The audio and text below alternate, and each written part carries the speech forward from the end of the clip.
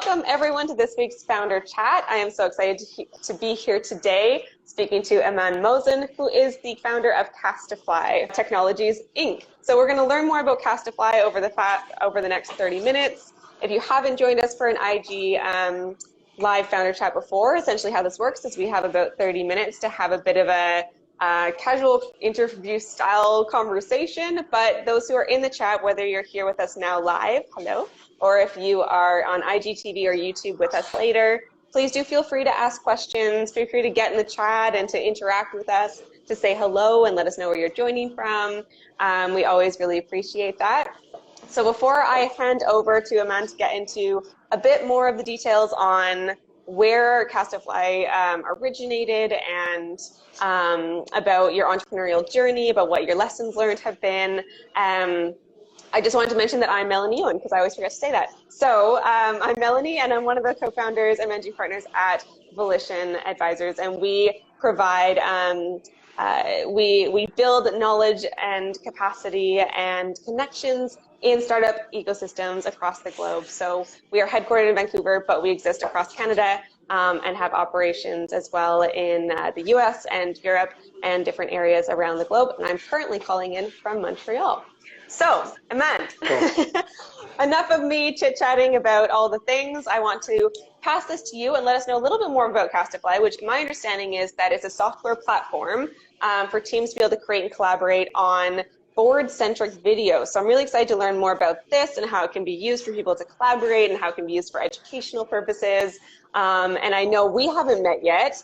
I know you've met we've met the team. You've worked with Paul a little bit on some pitch coaching when you were in MVBC in 2020, or last year in 2020, and you've been part of one of our pitch events, I believe, in 2019. But this is an opportunity for me to get to know you better as well. So really excited about that. I'm going to pass over the mic to you and just maybe introduce us a little bit to yourself and what. A little bit about how you launched Castofly, or what the origin stories of that is. Sure. First of all, thanks for having me. It's a pleasure to be here, and it's very nice to meet you. So a little about myself. I'm CEO of Castofly Technologies, and a little information on my background. I'm electrical engineer by education, with a PhD in digital signal processing, which is basically image, audio, video processing with it's applied mathematics for image processing, video processing, and audio processing. And I worked as an applied researcher for different industries, ranging from renewable energy, smartwatches, wearable tech. So you started your YouTube channel by accident. I think that's about where we left off. Yeah, actually, I broke my leg. I was playing volleyball, and I ended up with a big fracture on my leg.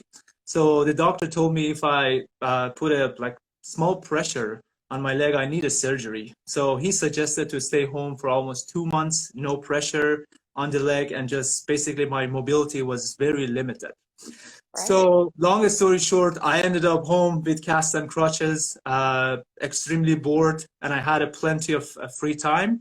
So to avoid getting crazy, I decided to start something, and luckily I started my YouTube channel. And ironically, I have no idea about content creation.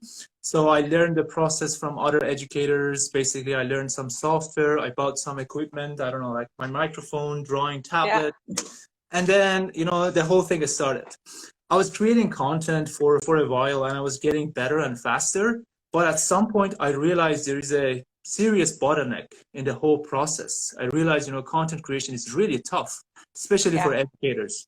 We are good at super teaching. Time consuming. Yeah, it is super time consuming. And yeah, basically, I felt the challenges of creating high quality and concise content as a YouTuber for a few years. And, combining that with my domain knowledge in the technology and also my passion for entrepreneurship, I decided to start Castofly in 2019. Okay. All right. So we're in 2019 then, and you're building this idea for Castofly. So what did that first year look like? And how did you come to learn what your product market fit was? Like, how did you learn that this is what people actually needed and wanted? Sure. So the first year actually was the toughest. I mean, it's still tough. Yeah.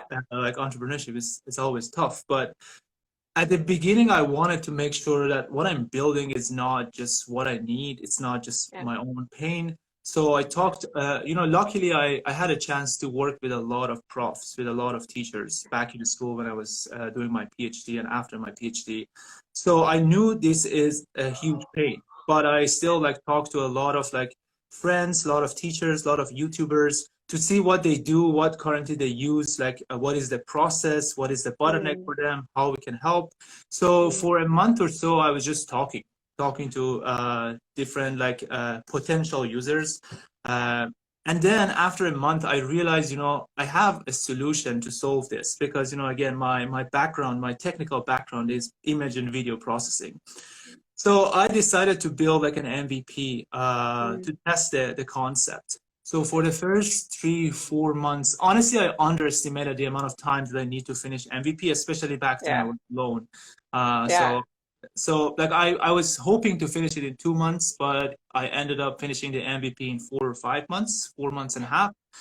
And then I start actually doing some user testing with the MVP, got a lot of feedback, tried to improve the MVP. So I did a lot of iteration on the concept at the beginning, and then I started talking to different universities, different schools, and I realized actually if I have a better product, they're willing to pay for it.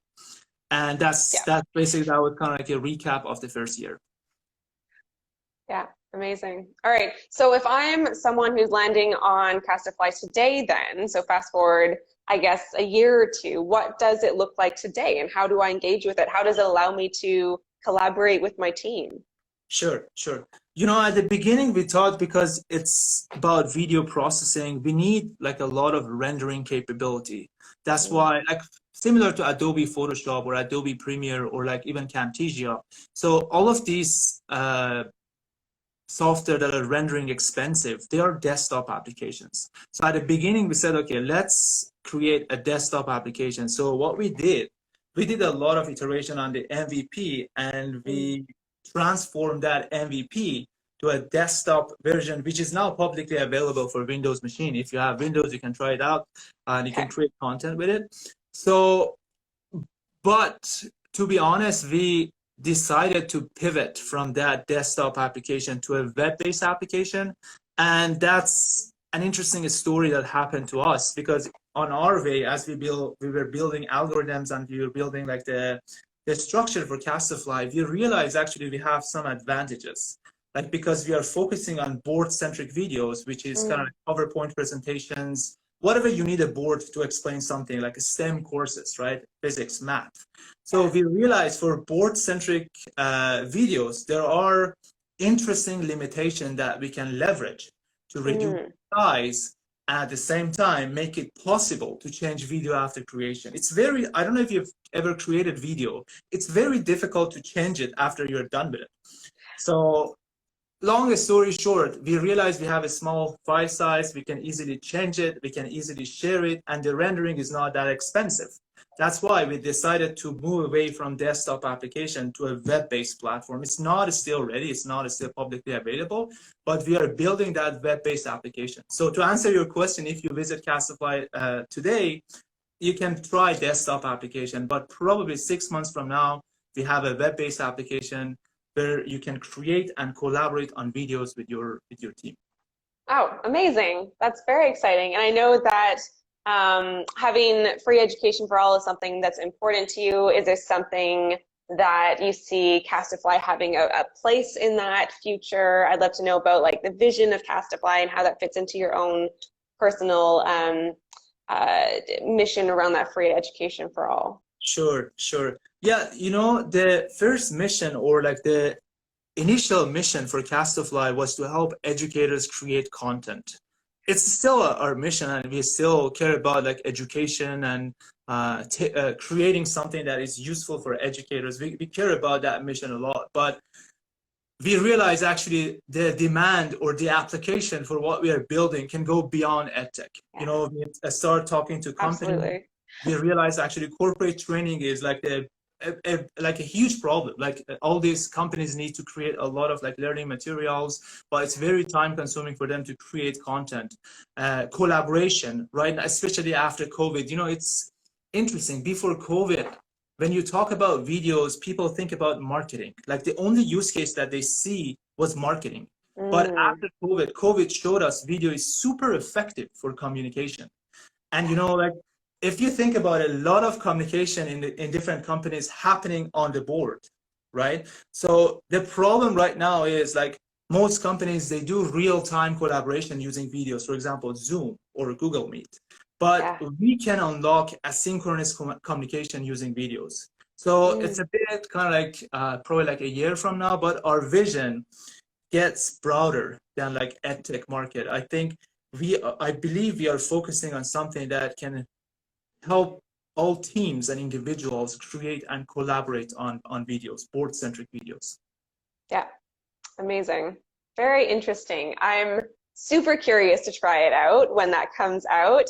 And I'm also curious about what you have learned over this time. I mean, especially because and you've already talked to us a little bit about that like beginning process and talking to your customers and building the MVP and that taking longer than anticipated, which is always the case, of course, and then pivoting from that desktop to the web app. And this all happened, at least in the last year and a half, against the backdrop of everyone going virtual. And I'm sure there's lots of lessons learned in there too. And you were part of the MVBC competition in British Columbia as well. So I'm sure you have a lot of incredible lessons learned. And as you mentioned, it sounds like you didn't come from an entrepreneurial background, but had this domain expertise and brought that into it. So I'm really curious about, I know there's lots of entrepreneurs like you in our community. And I'm really curious about what kind of like tips you might have for someone who might be just starting out. Sure. Actually, I have a lot to say. But if I reflect on my time on Castofly, I would say the biggest lesson is, as an entrepreneur, never ever underestimate the challenges of hiring.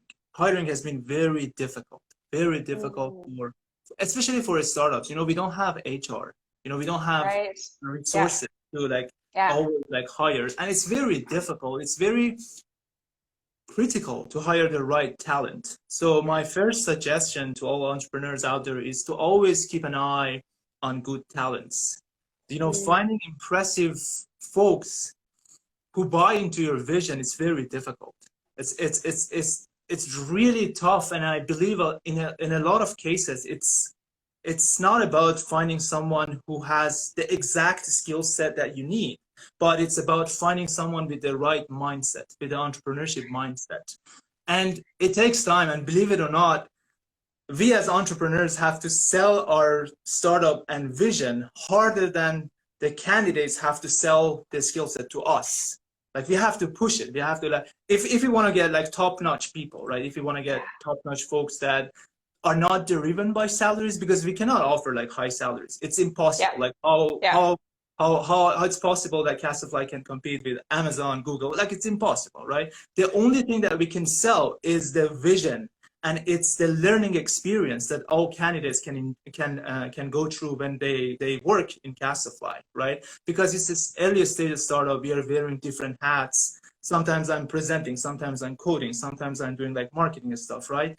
That thing is invaluable. You can't get that in big companies. And I found hiring actually very challenging. And if I want to do this again, I make sure from day one I have a proper structure to hire people. I have always have an eye on good talent. So that was lesson number one. Lesson number two is iterate fast and make sure the MVP is right. We always talk about minimum viable product, but getting that MVP right, it's difficult, right? What is that minimum? What does viable? No, seriously. I know. What do these vague words mean exactly? We get the concept, but we need to make sure that we are measuring the right thing, and the product that we are building is actually measure those things, and it's minimum. It's not you don't even for Castofly, I myself made a lot of mistakes building features that I didn't need back then. I spent 2-3 weeks on the features that were not adding values to what I was measuring. So understanding what the minimum viable product is and making sure that you stick to that plan, because we are all tech people, always get fascinated about new features, new but it's very difficult to limit yourself to MVP and make sure you build that. and make sure that you talk to customer as early as possible with something that they can play with. You know, surveys and I don't know, like interviews are always good, but you can't get like the depth of feedback that you get when someone is playing with your product is completely different. They actually, like, a lot of features that we build in Castofly was suggested by our users. Like, to give you an example, like I was talking to University of Victoria, and you know, I was just demoing the technology, and some prof said, okay, this is cool, but we already have a lot of presentations in PowerPoint, and all we need is a software that we can import our PowerPoint and add voiceover. So basically convert our PowerPoint presentation to a video. And then we realized, okay, there's an opportunity here. And then we add like PowerPoint integration to Castofly. So all I'm trying to say is make sure that you talk to your customer as early as possible and surround yourself with like smart folks. You know, it's always good to have amazing advisors, amazing team members, amazing friends we can get feedback, because at least for myself, we are always like inside our brain, okay, the thing that we are building is the best, but the reality is it's not the best, and you have to get you have to get direction from other people to make sure that you're on the right track. So I guess these are the lessons, the biggest lessons I learned. Those are all really great. Always have plan B. Always have a plan B. Yeah. No, those are all awesome. And I'm thinking about what you said earlier about how you we're also a solo founder, and that's a really difficult starting point. And then talking about the HR journey, and sorry about that. Talking about that HR journey, and I can imagine. I can only imagine, because I've only started Volition with a business partner, so I had a co-founder at the very beginning. But I'm always in the chat, people are saying I'm so proud of you. But I'm always amazed and terrified for solo founders, because that's such a difficult journey to go on, especially not coming from a background with that built-in support network already, or at least not support network, but in like this startup ecosystem. How did you navigate that first bit? Like, how did you find people who helped you learn how to do HR and learn how to figure out how to build an MVP in the right way and all those pieces? How did you find that? Actually, this is my second serious startup experience. Actually. Okay. I used to be a co-founder in another company, and I learned a lot of things from that first experience of you. But I got a lot of things wrong, and I learned on the way. But honestly, I didn't want to be a solo founder. I wanted to have a co-founder from the very beginning.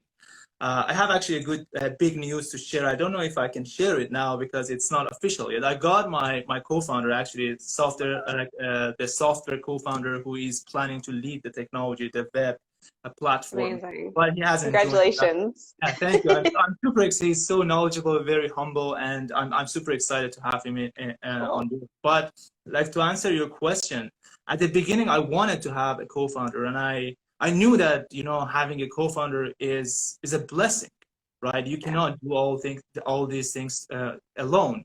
But I couldn't find anyone. Like, I talked to a lot of people, like even some of my friends who I knew they are like amazing candidates for the things that I'm trying to do.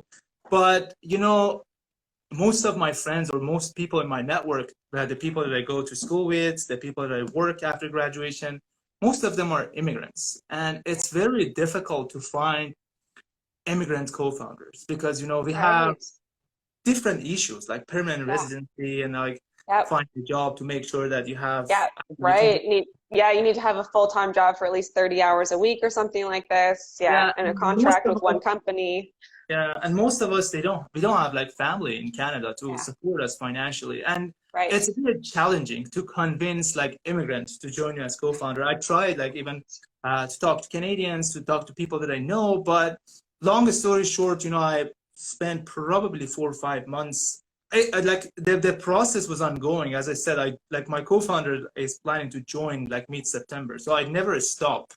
But at some point I realized, okay, I need to dedicate some time to the product. I need to dedicate some time to the marketing. I need to dedicate some time to talk to users. So it's a big deal to be a solo founder, and I don't recommend it.